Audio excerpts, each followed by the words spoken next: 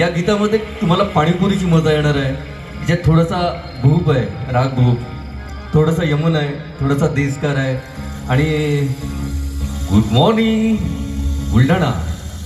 तर good morning कसा असला पाहिजे हे वसंत प्रभूंनी आणि आशा भोसलेंनी या गीतातून दिलेलं आहे.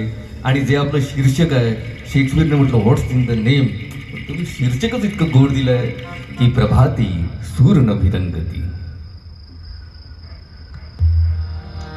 पुन्हा एकदा डॉक्टर शिल्पा पवित्रकार पाटील.